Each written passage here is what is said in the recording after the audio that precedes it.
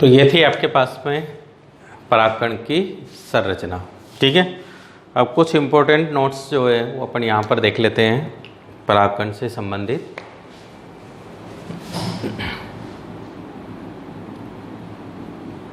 कुछ नोट अपन यहाँ पर देख रहे हैं। परागकण की संरचना अपन ने पढ़ी थी और परागकण की संरचना के बाद में कुछ इम्पोर्टेंट टॉपिक्स अपन यहाँ पर देख लेते हैं जो आपके पास में नोट के रूप में हो सकते हैं। सबसे पहला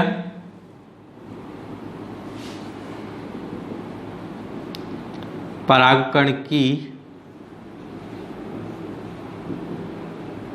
बाह्यचोल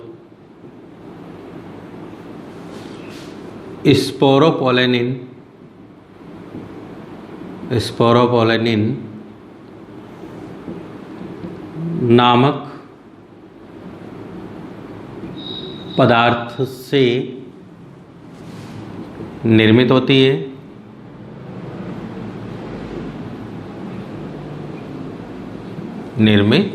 है। सेकंड पॉइंट, स्पोरोपोलेनिन पदार्थ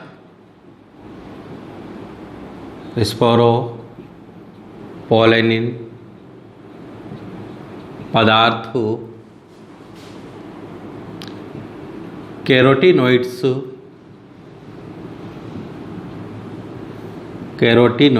का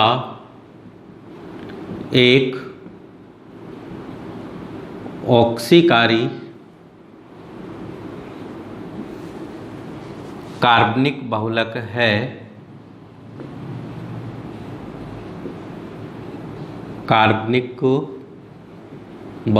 है जो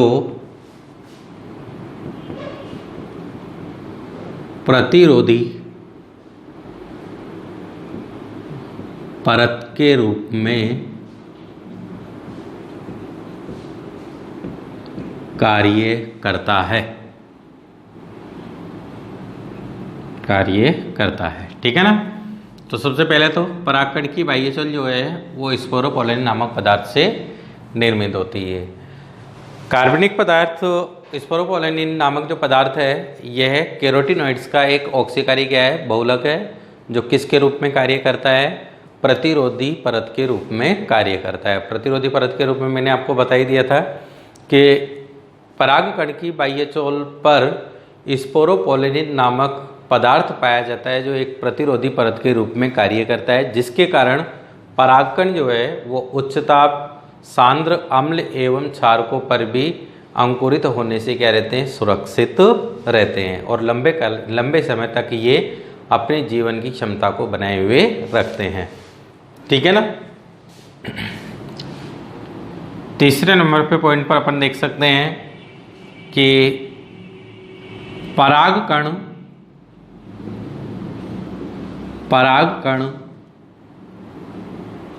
की बाह्य परत पर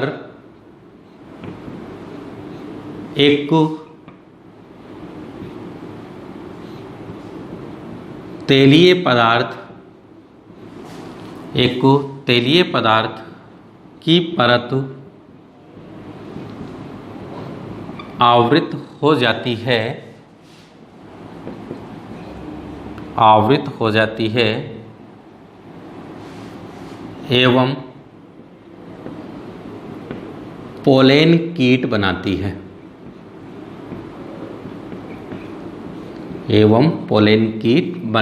ठीक है ना।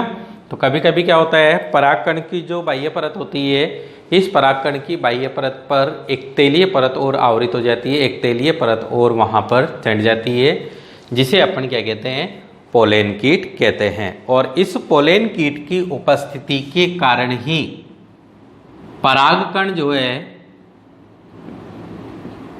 परागकण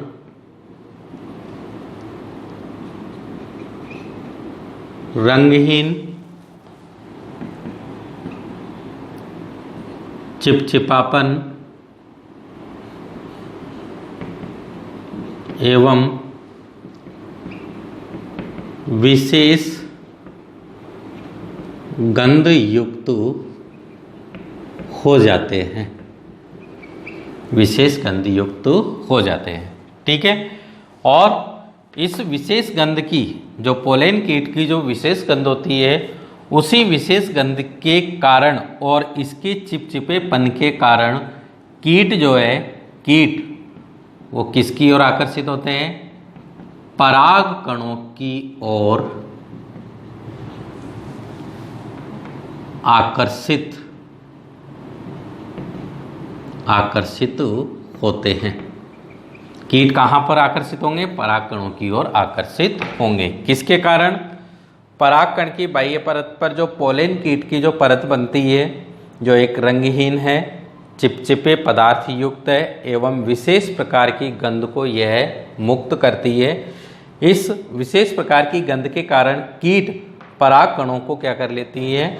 अपनी ओर आकर्षित कर लेते हैं, ठीक है ना। और ये परागकण जो हैं, वो परागकण चिपचिपेपन होने के कारण किनकी सतह से चिपक जाते हैं? कीटों की सतह से चिपक जाते हैं। साथ ही साथ ये जो पोलन कीट है, यह पोलन कीट पराग कणों को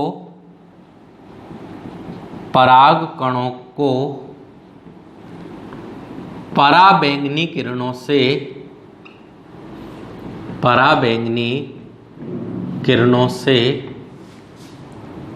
सुरक्षा प्रदान करने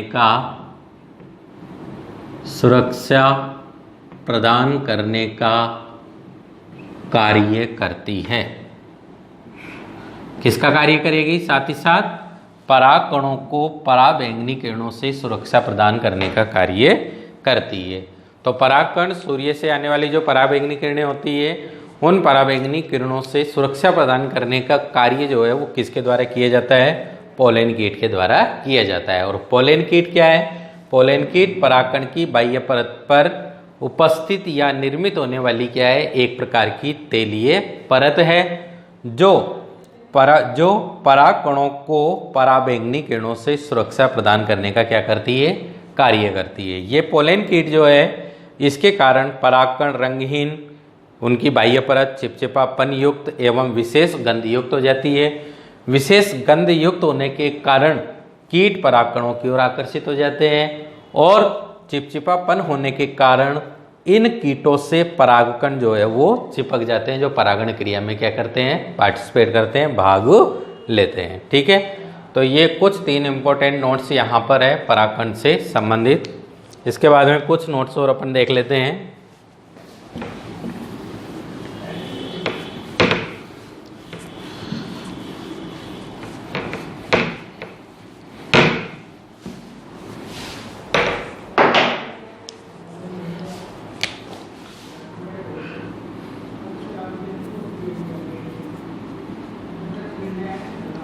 परागकण कुछ पराग एलर्जी कारकों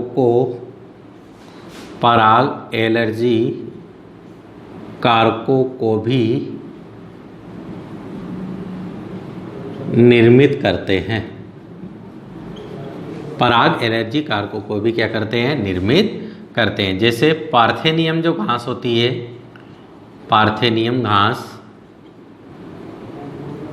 जिसे अपन कांग्रेस घास भी कह सकते हैं,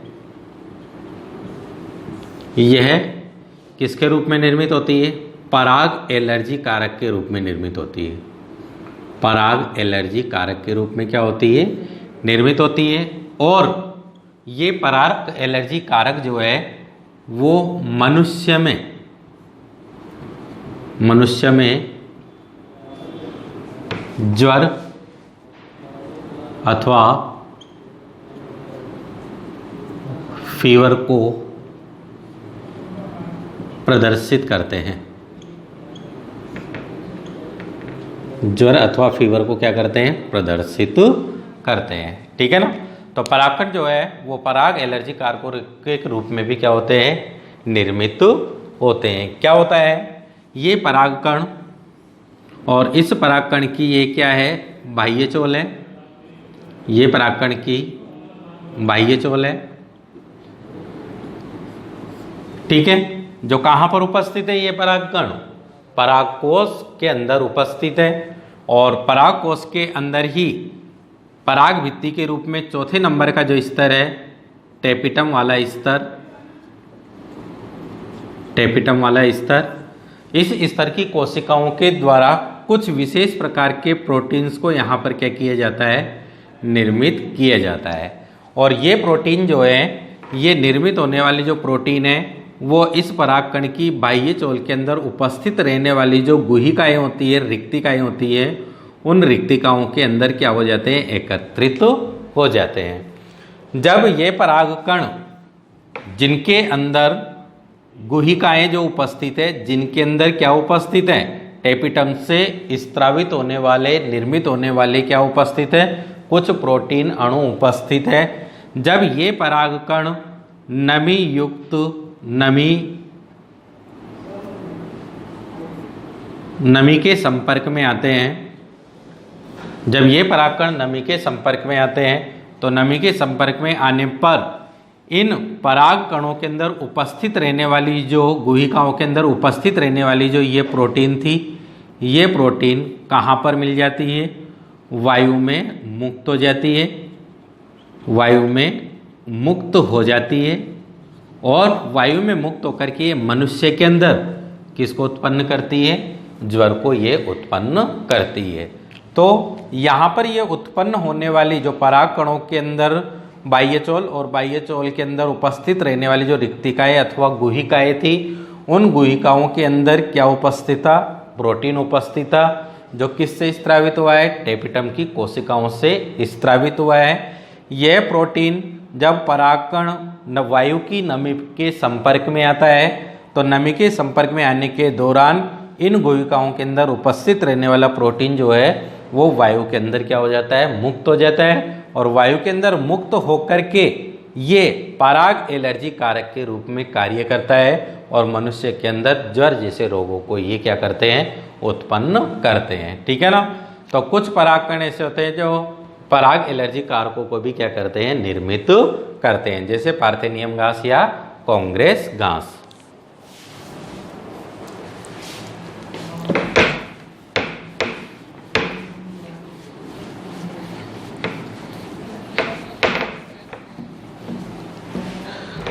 एक नोट और अपने यहां पर देख लेते हैं।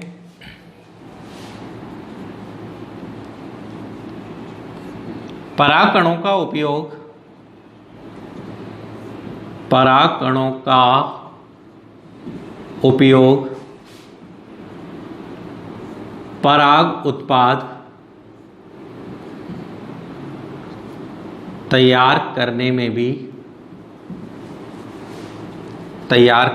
भी किया जाता है।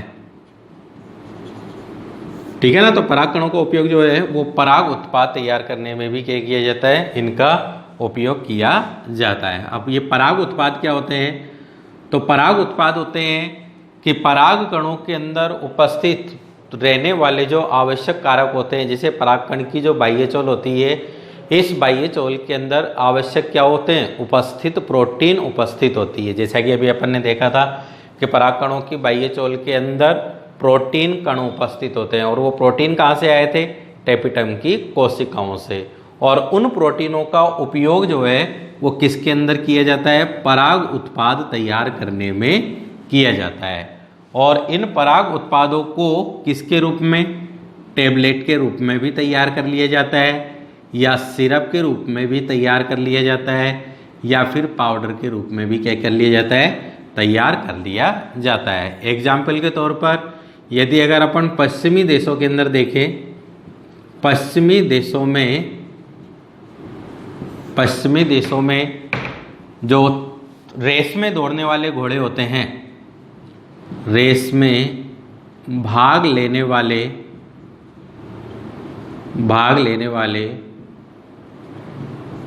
घोड़ों को पराग उत्पाद के रूप में पाउडर का उपयोग किया जाता है, खाने के रूप में। ठीक है ना। किसके रूप में, खाने के रूप में। तो पश्चिमी देशों के अंदर क्या होता है, जो तेज रेस में भाग लेने वाले जो घोड़े होते हैं उनको अतिरिक्त एनर्जी के लिए, किसके लिए? अतिरिक्त एनर्जी के लिए, ताकि वो रेस के अंदर तेज दौड़ सके। तो उसके लिए उनको पराग उत्पाद के रूप में निर्मित होने वाले जो पाउडर हैं उनका उपयोग यहाँ पर किया जाता है। ये जो पराग उत्पाद वाला जो पाउडर होता है यह किसके रूप में? अतिरिक्त एनर्जी के रूप में, अतिरिक्त एनर्जी देने हेतु इसे प्रयुक्त किया जाता है, ठीक है ना। तो यहाँ पर परागकणों का उपयोग जो है वो किसके रूप में भी किया जा सकता है? पराग उत्पाद को तैयार करने में भी किया जा सकता है। और पराग उत्पाद के रूप में टेबलेट, सिरप अथवा किसका निर्माण किया जा सकता है? पाउडर का निर्माण किया जा सकता है। एग्जाम्पल के तौर पर यदि अगर पश्चिमी देशों के अंदर देखें तो एथलेटिक्स या रेस के अंदर भाग लेने वाले जो घोड़े होते हैं उन घोड़ों को अतिरिक्त एनर्जी उपलब्ध कराने के लिए, अतिरिक्त एनर्जी उत्पन्न करने के लिए उन्हें पराग उत्पाद के रूप में निर्मित किया जाने वाला जो पाउडर है वो उन्हें दिया जाता है, ताकि वो रेस के अंदर तेज रूप में दौड़ सके, ठीक है। तो इस प्रकार से इनका उपयोग जो है वो पराग उत्पाद तैयार करने में भी क्या किया जा सकता है? किया जा सकता है, ठीक है। तो ये था आपके पास में परागकण की संरचना, स्ट्रक्चर ऑफ पोलन ग्रेन और परागकणों से संबंधित कुछ महत्वपूर्ण आपके पास में नोट्स, ठीक है। चलिए।